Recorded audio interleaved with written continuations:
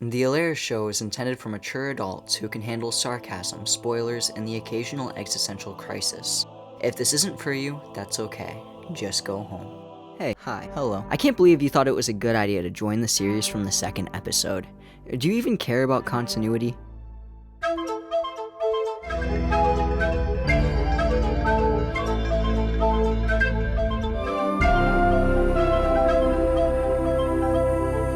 Frances and her boyfriend get on, but she doesn't really seem to be there. He claims he wants to get married, but she doesn't really want to do anything with that route. Anyway, Marshall's now in the middle of like nowhere again, and he walks into a realty office and just straight away asks for this shitty plot of land, but she firmly states that he don't want it. It's right next to a dump site, which is why he fucking wants it, but she can't know that, obviously.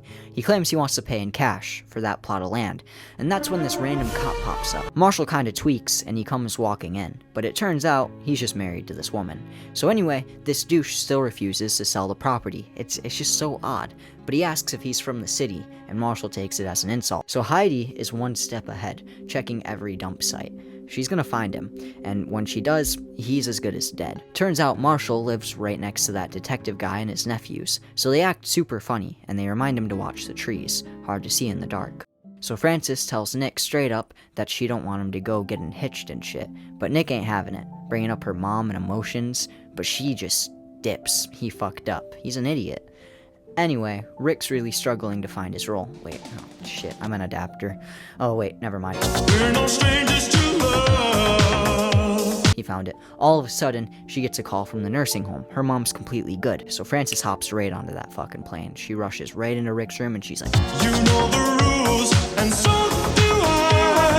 Marshall explains his strategy to Socrates. He's gonna get the right kind of mix to perfect a Peru soil. He's gonna go and steal some of that super infected soil, and he's gonna grow as many as humanly possible, but they don't come out right, like, at all. It is a massive fail, like, all around. And now, all he's got are 3 shots left. Like, fuck that, bro. That's way too much on my back. So the detectives look over Rick's super banged up car. So now we see a super young Marshall with his dad. He's kind of a dick, and his mom's sick, so he's stuck taking care of her, just while his dad goes to work. One day, while he was like in school, science or something, I don't know, Frances decides to seat bomb right next to him. It's there that he immediately falls in love. He tries his best to shoot his shot, but he kind of sucks, obviously. Then he snapped out of his daydreaming after the boys start shooting again. So Marshall heads to the post office to get something to Frances, and everybody is just so weird here. And that spider bug is out patrolling, but then it squashed shit. So the Dets make the connection of Frances with Marshall, making her a prime suspect. But none of that actually matters, because her mom's all good now, and they talk it out and catch up on all this stuff. Then she shows her a postcard. Marshall found a way to tell Frances where he was, through her mom. He's a fucking genius, and to say the very least, Frances is right behind him now, but so is Capano and Harrington. And now of course Frances has no game, so she's none the wiser. So Marshall pulls up to the post office yet again, and finds Frances lying on a bench. She's been waiting all day, and he's finally found her.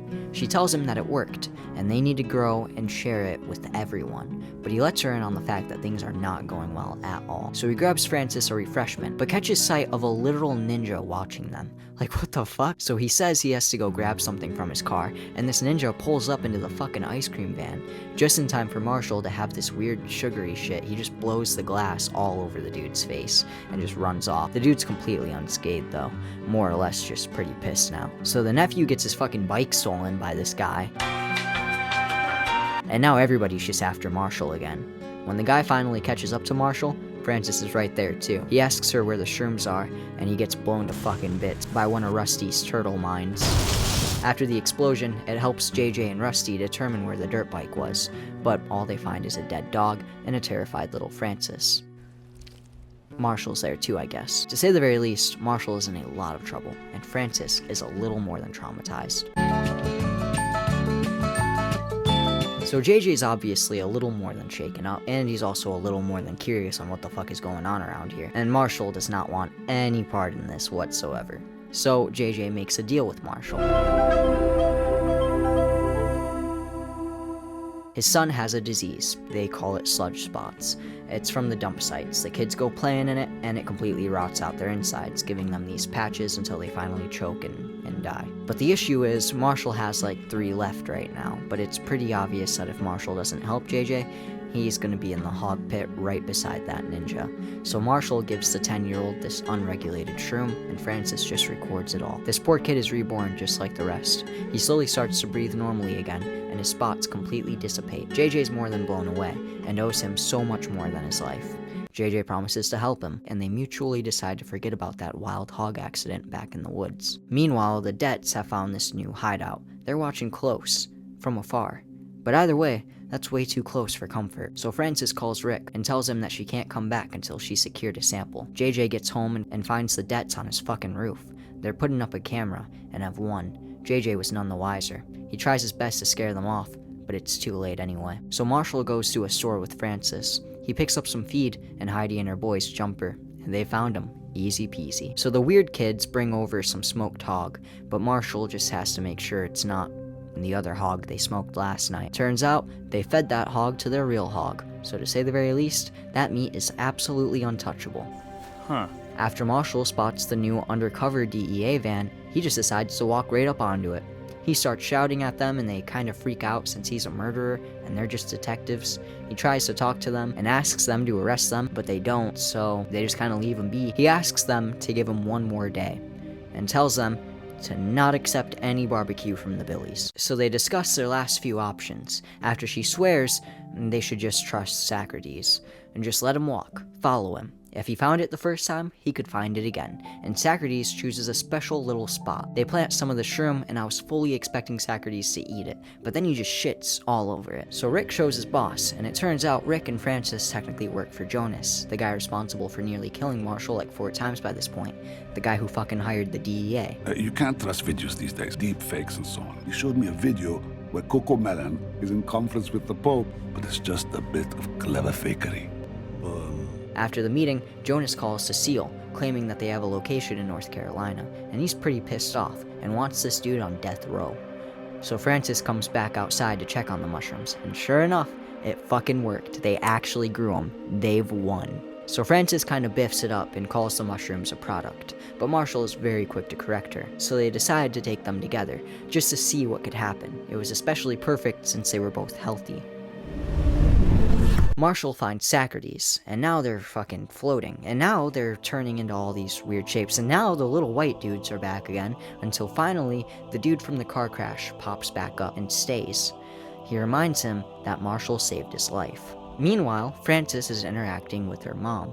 A little white guy comes up out of nowhere and breaks her mom's head open, revealing Rick, and then Marshall, saying all this super stressful shit, and she realizes that she needs to come clean about this whole situation. That's when they wake up, but she doesn't have any time to confess anything. The police roll up, and luckily Sheriff JJ comes out of nowhere. He tries his hardest to bail him out, but it's the fucking state. JJ's just pushed right to the side, and Marshall is apprehended. Before they stuff him into the car, Francis runs up and gives him a fat-ass kiss. This random guy who works at a grocery store may seem like your everyday random guy, but this guy is not random. He's a sleeper agent, and he just got a call that's gonna change the next decade of his entire life. Hired by Jonas, his only job is to be arrested, finish Marshall off in jail, and be bailed out. It's easy, also easy. On the way to another store. Once he walks in, he just starts fucking shit up. He breaks a bunch of stuff, and then the clerk pulls out a gun. He puts it on him, but he just takes it right away. He lets the guy run, and he continues fucking shit up until he realizes that dude's too pussy to call the cops. Yeah, you need to get over here and arrest somebody. 6'2", I'd say very handsome. Been drinking, though.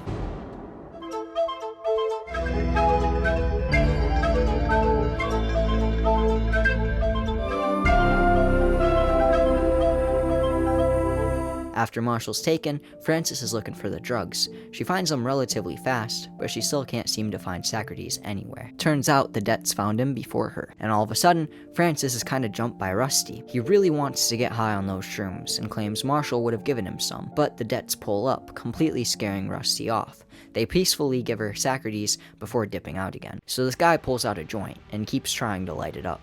Marshall asks what they do for fun, but this guy just says you're looking at it. So Marshall goes off on a story, recalling his time in a Peru prison. There was a guy tattooing on some other dude's back about Indians having a war with aliens. That's when he spots the pod boss. He'll fuck up anyone who even looks in his direction. So the Dets meet up with one of their bosses.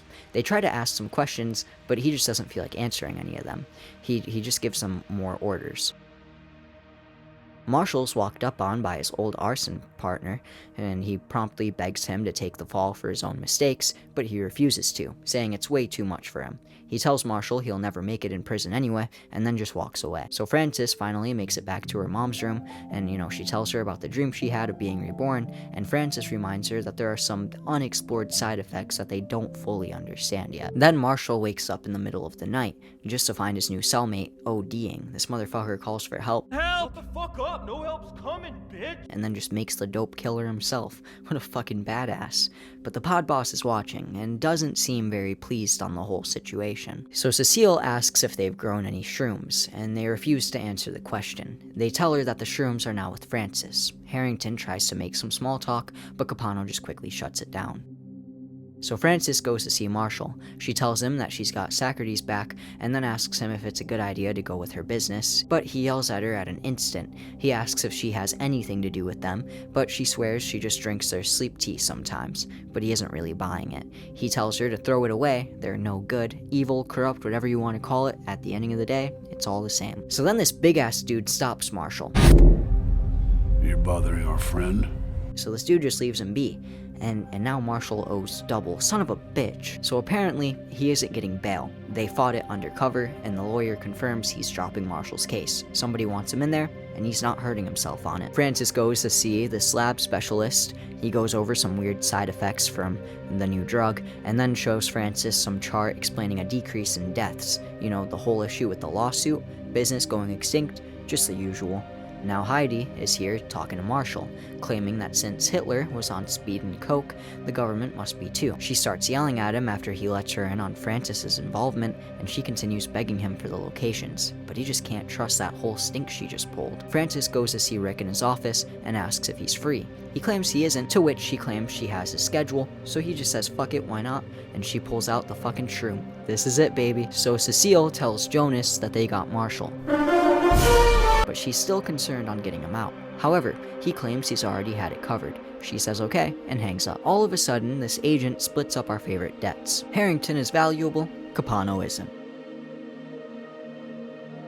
He's shot into some BS team in Syracuse, and Capano is basically promoted to a super detective version of the DEA, specializing exclusively in angel shroom dealings. Marshall asks for a phone from his junkie friend, and sure enough, he knows where one is.